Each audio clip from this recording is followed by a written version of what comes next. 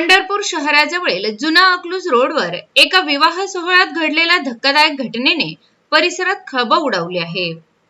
Srinath palace मंगल कार्यालय येथे सुरू असलेल्या लग्न समारंभात आनंद उत्सव सुरू असतानाच फटाके उडवले जात होते। मात्र याच फटाक्याच्या ठिणगीमुळे अचानक एक भीषण प्रसंग घडला। उडालेली ठिणगी थेट एका कारवर पडली आणि काही क्षणातच त्या कारला आग लागली। ही आग इतकी भीषण होती की स्विफ्ट डिझायर MH13 BN 6505 ही कार अक्षरशः काही मिनिटातच जळून खाक झाली।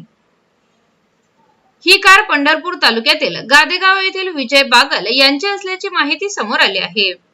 लग्नातील आनंद उत्सव सुरू असतानाच अचानक कारला लागलेल्या आगीमुळे उपस्थितांमध्ये मोठी घबराहट पसरली।